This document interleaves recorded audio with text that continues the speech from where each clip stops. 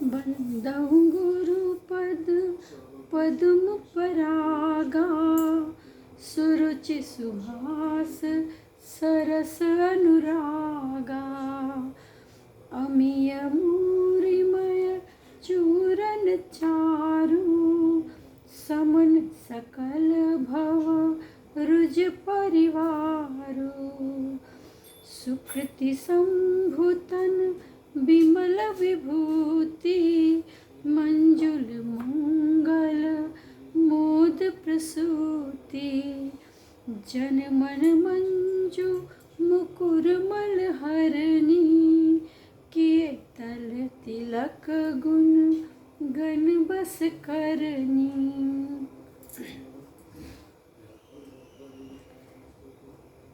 श्री गुरुपद नख मणिगण ज्योति, सुमिरत दिव्य दृष्टि होती।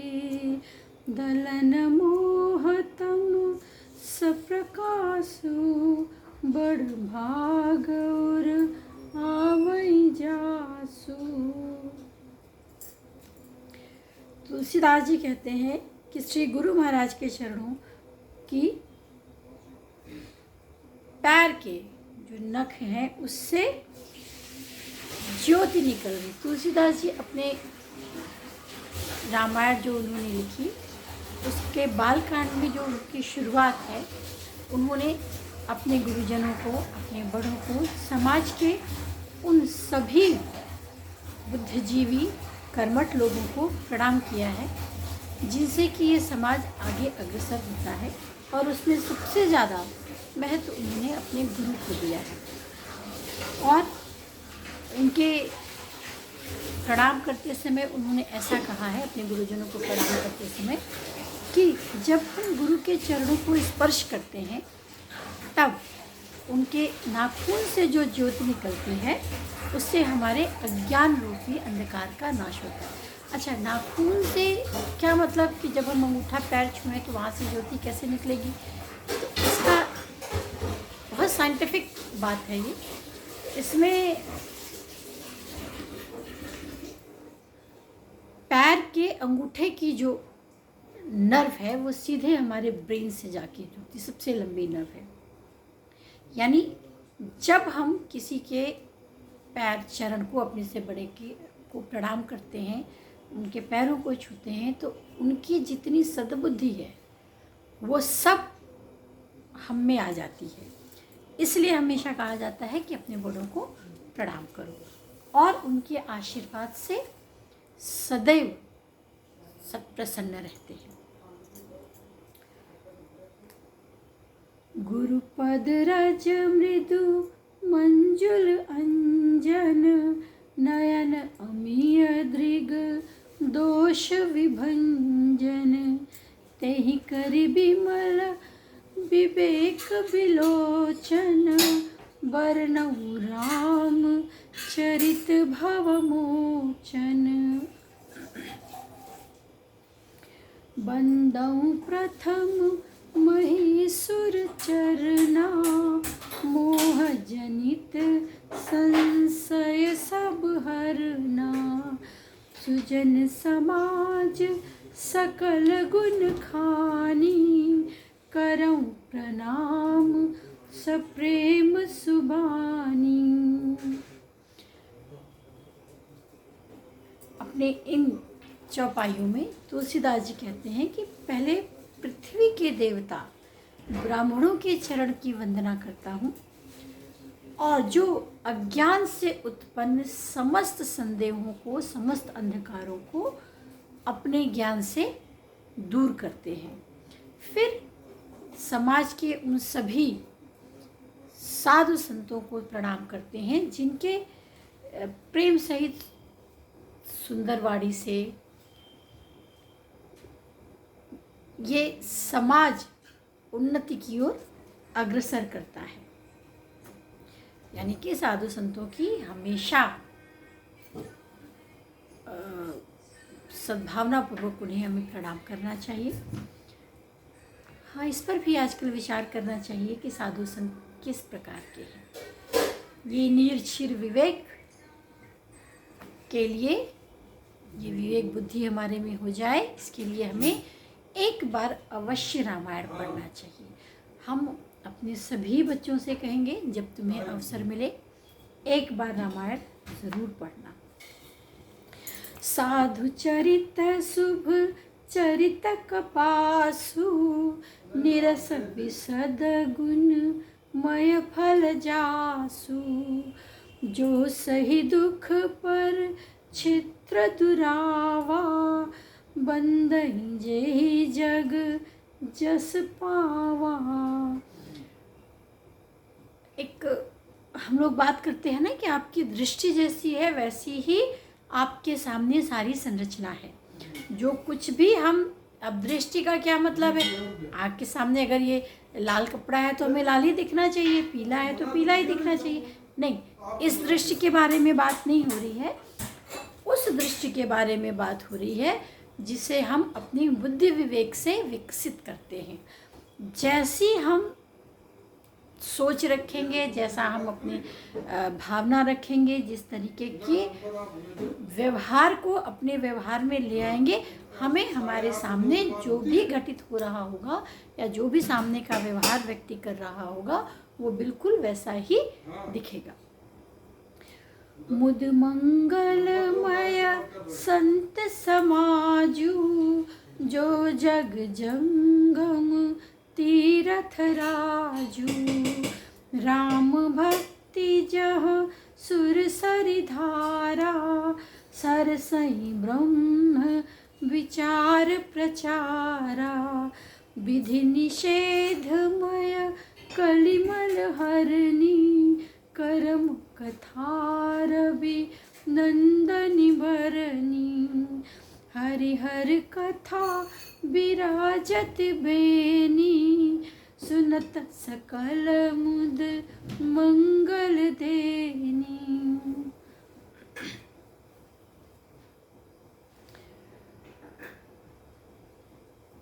देखो अभी क्या होता है कि हम लोग हमेशा, जैसे हमारे बड़े लोग कहते हैं कि भगवान का स्मरण करो, प्रभु का नाम लो।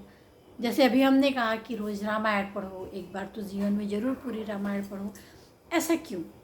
ऐसा इसलिए क्योंकि जो कुछ भी हमारे आसपास घटित होता है उसमें पॉजिटिव एंड निगेटिव दोनों एस्पेक्ट एक साथ चलते होते हैं। जब हम अपने पॉजिटिव वेव्स को ज़्यादा डेवलप करते हैं, विकसित करते हैं, तब हम सिर्फ अपने साथ पॉजिटिव एनर्जी को ही एब्जॉर्ब करते हैं। और जब हम पॉजिटिव एनर्जी को एब्जॉर्ब करते हैं तो हम अपनी ज़िंदगी में सब बेहतर करते हैं। ये सब इन चौपाइयों में भी कहा गया है।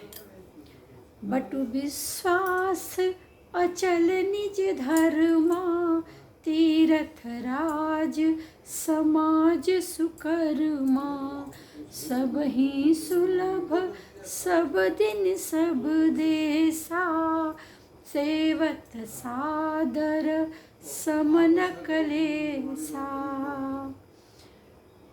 तो जब हम प्रभु का नाम लेते हैं, भगवान का नाम लेते हैं और अपने काम को, अब देखो बहुत सारे लोग बोलेंगे भगवान का नाम से क्या होता है। भगवान का नाम मतलब आप में अंदर जो विश्वास है, आपका अंतरात्मा, जो आपकी अपनी शक्ति है जिससे कि हम अपने एक को विकसित करते हैं, अपने काम को आगे बढ़ाते हैं, वही परमात्मा है ना। हम में तुम्हें खड़क खम में घट घट व्यापत राम, प्रभु सब जगह हैं। और हमें क्लेश ना हो, मुश्किल ना हो, किसी समस्या में यदि हम गिर जाएं तो समस्या से परेशान ना हो करके समस्या का समाधान ले, इसके लिए हमें हमेशा ईश वंदना करनी चाहिए। अकथ अलौकिक तीरथ राऊ, दे सद फल प्रगट प्रभाऊ।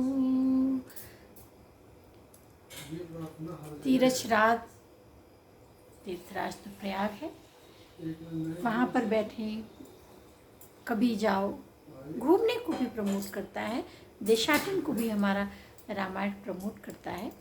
तो इसे ज़रूर पढ़ो और देखो कि इतने वर्ष पहले इस पुस्तक की रचना हुई, रामायण रामचरितमानस की रचना हुई, और कितना साइंटिफिक है ये।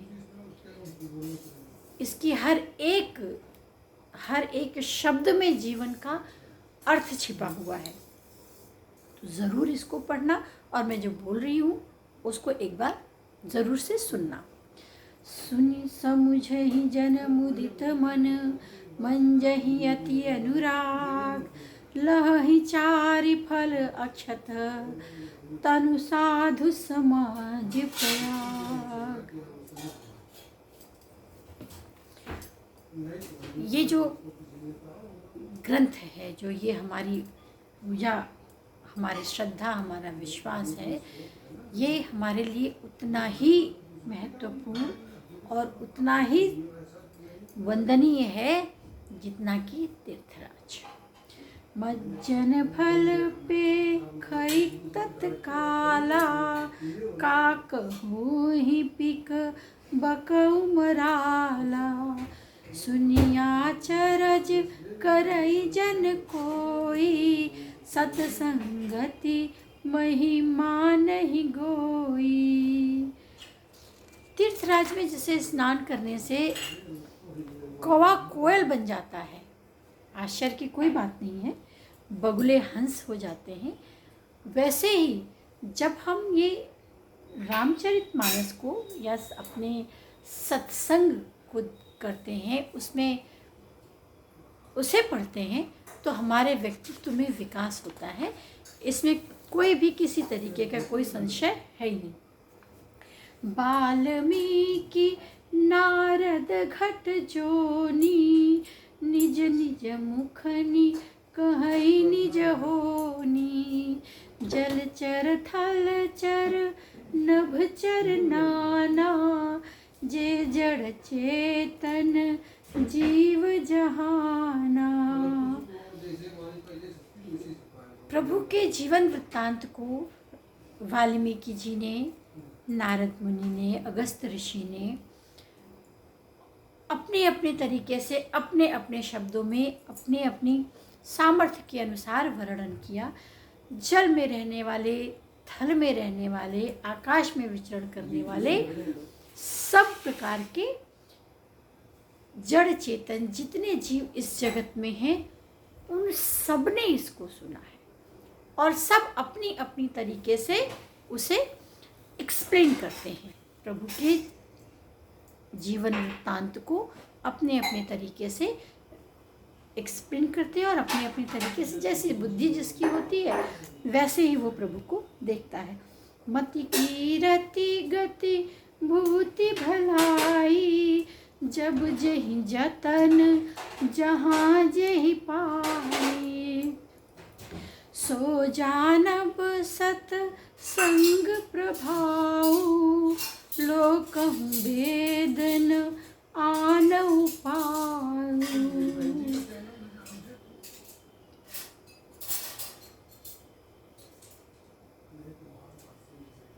हमें प्रयत्न करके देखो, एफर्ट तो हमें हमेशा डालना चाहिए, हर चीज़ में डालना होता है।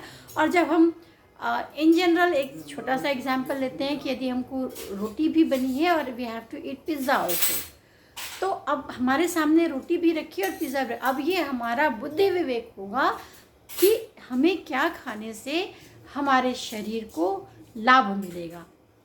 जब हम, हमारी मति, हमारा बुद्धि, हमारे सोचने समझने की क्षमता अगर स्पष्ट है और हम अपने शरीर के स्वास्थ्य का ध्यान रख रहे हैं, तो हम निश्चित रूप से स्वास्थ्यवर्धक खाने को, भोजन को एक्सेप्ट करेंगे। और यदि नहीं है ऐसा, तो हम क्या बोलेंगे कि ना ना, हमें तो पिज़्ज़ा खाना, हमें 20 दिन पुराना खाना खाना है, हमें तुरंत गैस से उतरा पका हुआ भोजन नहीं करना है।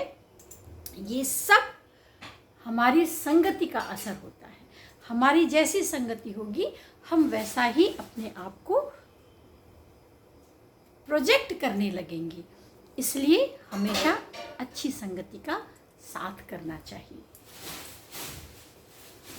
बिनु सतसंग विवेक न होई, राम कृपा बिनु सुलभ न सोई। सतसंगत मुद मंगल मूला, सोई फल सिद्धि सब साधन फूला। सठ सुध रही सत संगति पाई, पारस परस कुधात सुहाई। विधि सब बस विधि बस सुजन, कुसंगति परही। हनि मन सनु द्विज गुण अनुसरही, विधि हरिहर कवि कोविद वाणी। कहत साधु महिमा सकुचानी, सो मोसन कही जात न कैसे। साक बनिक मुनि गुण गण जैसे, बंदौ संत समान चितहित, अनहित नहीं कोई। अंजलिगत शुभ सुमन जिमि, सम सुगंध कर तोई। संत सरल चित जगत हित जानि, सुभाव स्नेहु। बाल विनय सुनि करि कृपा, राम चरण रति देहु। बहुरी बंदी खल गन सति भाए, जे बिन काज दाहिनेहु बाए। परहित हानि लाभ जिनके रे, उजरे हरस विषाद बसेरे।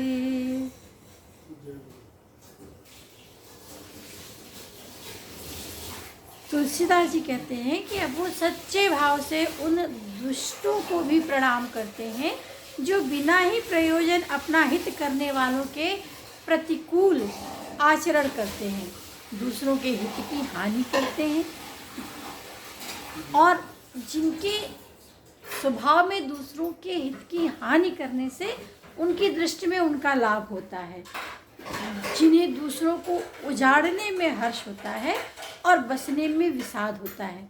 ऐसा वो क्यों करते हैं?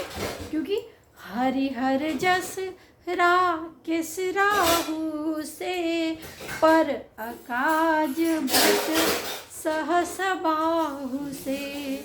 जे पर दोष लखहि सह साखी, परहित घृत जिन के मन माखी। जो हरि और हर के यश रूपी पूर्णिमा के चंद्रमा के लिए राहु के समान है और दूसरों की बुराई करने में सहस्त्रबाहु के समान वीर हैं, जो दूसरों के दोषों को हजार आंखों से देखते हैं और दूसरों के हित रूपी घी के लिए जिनके मन में मक्खी के समान, मतलब जो उसी में गिर के मर जाती है ना मक्खी, घी तेल किसमें, उसी प्रकार से दुष्ट लोग दूसरों के बने बनाए काम को अपनी हानि करके बिगाड़ भी देते हैं। मतलब होता ना किसी को कुछ भी हो जाए, इसका ये नुकसान हो जाना है और उसके बाद वो खुश होते हैं। तेज कृषाण रोष महिषेषा, अघ अवगुण धन धनी धनेशा। उदय केत सम हित सबहि के, कुंभकर्ण सम सोवतनी के। जो तेज में तो अग्नि के समान है, क्रोध में यमराज के समान है, पाप और अवगुण में धन में कुबेर के समान धनी है। मतलब जिसके अंदर इतना अवगुणों का खजाना है, जिनकी बढ़नी से सबके हित का नाश करने के लिए उच्छल तारे के समान ऐसे निकलते हैं और ऐसे बंद हो जाते हैं, और जिनके कुंभकर्ण के सोते रहने की तरह सोते रहने में ही भलाई है, उन्हें भी प्रणाम करते हैं। पर अकाजु लगी तनु पर हरही, जिन्हि उपल कृषि दल गरही, बंदहु खल जस शेष सरोसा, सहस बदन बरनई पर दोसा। अब ये जो दुष्ट प्रवृत्ति के लोग होते हैं, एकदम आजकल ओला गिर रहा है, सब फसल खराब हो रही है, बारिश हो रही है, तो ओला जो गिरता है उससे हम एक तो सीख ले सकते हैं कि जो दूसरों को नष्ट करता है वो खुद भी ख़त्म हो जाता है। तो इस बात का हमें बहुत ख्याल रखना चाहिए कि भाई हमें दूसरों का नुकसान करने से पहले इस बात पर 10 बार विचार करना चाहिए, 1000 बार विचार करना चाहिए कि यदि हम इसका ऐसा नुकसान करेंगे तो हमारा कितना नुकसान होगा। और अच्छा तो बखानते नहीं ये लोग किसी का, लेकिन खराब जो होता है वो 1000 मुख से एकदम होता नहीं कि एक आदमी को, जैसे हे खगमृग हे मधुकर शयनी तुम देखी श्रीता मृगरानी, हर एक से बताना होता है कि देखा वो इतना खराब काम किया, देखा इतना खराब काम किया। इन लोगों को प्रणाम, मतलब इनको दूर से ही प्रणाम करना चाहिए। पूर्णि प्रणनौ पृथु राज समाना, पर अघ सुनहि सहस दस काना, बहुरि सक्र सम बिनौ तेहि, संतत सुरानिक हित जेहि। फिर राजा पृथु को प्रणाम करते हैं, जिन्होंने प्रभु के यशगान को सुनने के लिए तप करके 10,000 कान मांगे थे। मतलब सोचो एक व्यक्ति अगर 10,000 कान मांगता है, 10,000 तरीके से भगवान के गुण को एक साथ सुन पाता है, उनके यश को एक साथ सुन पाए, और 10,000 कानों से ही दूसरों की मुश्किल खराब बात को भी सुन सकते हैं, उनको भी प्रणाम। फिर इंद्र के समान मानकर उनकी विनय करता हूँ, और उन्हें जिससे हित मिले वह उन्हें समर्पित करता। बचन वज्र जेहि सदा प्यारा, सहस नयन पर दोष निहारा। ये सब व्यंग है। तुलसीदास जी उन्हें भी प्रणाम करते हैं जिनको कि वज्र के समान कठोर शब्दों का प्रयोग करने में सुख मिलता है, और जो 1000 आँख से 1000 तरीके से केवल दूसरों के अवगुण ही देखते हैं। ये सब जो ऊपर बात बताई गई, ये सारे किसके लक्षण हैं? ये दुष्ट प्रवृत्ति के लोगों के लक्षण हैं। जो दुष्ट प्रवृत्ति के लोग हैं उनको इन्होंने पहले ही कहा उन्हें प्रणाम है। उन्हें प्रणाम है क्यों? कि भाई स्थान छोड़ो और यहाँ उन्हें आने दो, इस कथा को उन्हें सुनने दो जो अच्छी तरीके से अपने मन में प्रभु का यशगान ग्रहण करते हैं। उदासीन अरिमित हित सुनत जरहि खल रीत, जानी पानी जुग जोरि जन बिनती करहि सप्रीत। दुष्टों की ये प्रवृत्ति होती है कि वह उदासीन, शत्रु, मित्र किसी का भी हित नहीं देख सकते। ऐसा नहीं है कि वो केवल आपका या हमारा हित नहीं देख पाएंगे, वो किसी का भी हित नहीं देख पाते हैं। और किसी का अच्छा होता है तो उसको देख के उन्हें बहुत पीड़ा हो जाती है, बहुत परेशान हो जाते हैं। तो तुलसीदास जी ये जानकर उनको दोनों हाथों से हाथ जोड़ के प्रणाम करते हैं और उन दुष्ट जनों से निवेदन करते हैं कि मैं अपनी दिस कीन्हि निहोरा, तिन्ह निज ओर न लाऊब बोरा भोरा, बायस पलहि अति अनुरागा, होहि निरामिस कबहू के काजा। तुलसीदास जी का ऐसा कहना है कि वो अपनी तरफ से इन तरीके के जो दुष्ट प्रवृत्ति के लोग हैं उनको प्रणाम करते हैं, विनती करते हैं, लेकिन वो अपनी तरफ से नहीं चूकेंगे काम में कमी निकालने से कि ये कर दिया, वो कर दिया, ये गलत किया, वो गलत किया। कैसे नहीं निकालेंगे? कमी निकालेंगे। जैसे आप कितना भी कौवा को पालिए, कितने प्रेम से पालिए, लेकिन वो कभी भी मांस को त्याग नहीं सकता है। तो रामायण के शुरुआत में ही तुलसीदास ने आपको जीवन का सबसे अहम और महत्वपूर्ण पाठ पढ़ाया है। इसलिए अवश्य रामायण पढ़ें कि आप दुष्ट प्रवृत्ति के लोगों से चाहे कितना विनय करें, चाहे उनके साथ कितना अच्छा करें, वो आपका अहित ही करेंगे, आपके साथ कभी भी अच्छा वो नहीं कर सकते हैं। तो फिर क्या करना है ऐसे लोगों का? बंदहु संत असज्जन चरना, दुख प्रद भाउ भय कछ बीच कछु भरना। कि हम संत और असज्जन दोनों को प्रणाम करते हैं, दोनों ही दुख देने वाले हैं। यदि किसी आप पूरे एकदम संत के पास बैठ जाइए तो वो इतना आपको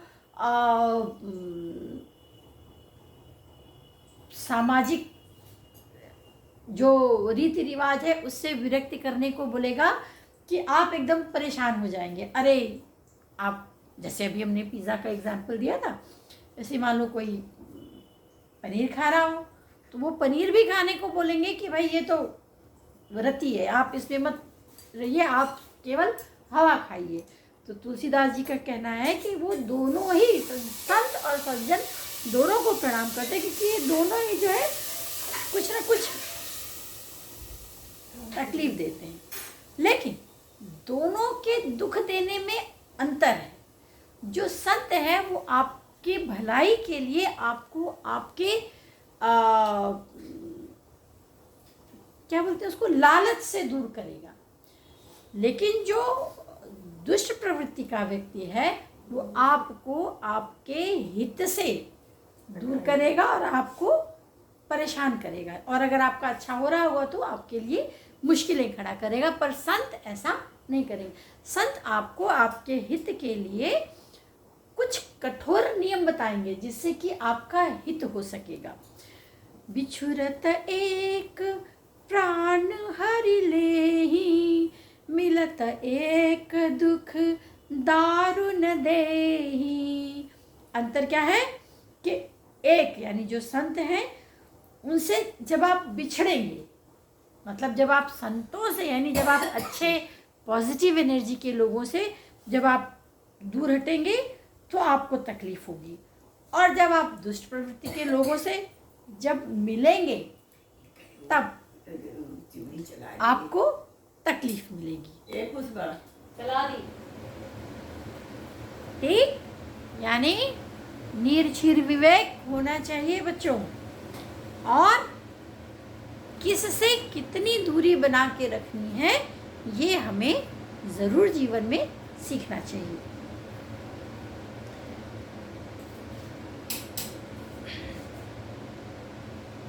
उपजहि एक संग जग माही, जलज जोत जिमि गुण बिल गाही। सुधा सुरा सम साधु असाधु, जनक एक जग जलधि अकाधु। भल अनभल निज निज कर तूती, लहत सुजस लोक विभूति।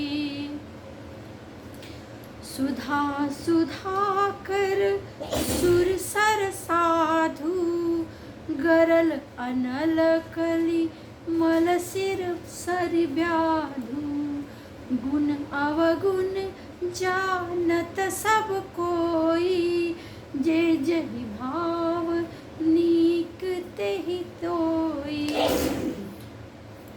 ये चौपाइयों में तुलसीदास जी बता रहे हैं कि भाई क्या अच्छा है और क्या बुरा है वो सबको पता है, हर कोई जानता है कि क्या अच्छा है और क्या बुरा है। अब जिसका भाव जिस तरीके का है, भाव से मतलब जिसकी प्रवृत्ति, प्रवृत्ति का मतलब जिसका नेचर, जिसको हम लोग कहते हैं नेचर, जिस तरीके का है उसको वो चीज़ अट्रैक्ट करेगा ना। पॉजिटिव को पॉजिटिविटी अट्रैक्ट करेगी, निगेटिव को निगेटिविटी अट्रैक्ट करेगी। ठीक, इसके लिए आज से अपना सब बेहतर करना, तुम्हें सिखाने के लिए तुम्हारे गुरुजन तुम्हारे साथ यदि कठोर होते हैं तो उस पर विशेष ध्यान देना और उसमें सुधार लाना, क्योंकि ये सब ज़िंदगी में काम आने वाली चीज़ें हैं जो तुम्हारे टीचर्स बताते हैं। आज जो भी पढ़ रहे हो, जिसमें भी पढ़ रहे हो, उसमें प्रवीणता लाओ और हमारी तरफ से भगवान श्री राम, माँ भगवती तुम सब पर अपनी कृपा बनाए रखें। Thank you. कल मिलते हैं फिर।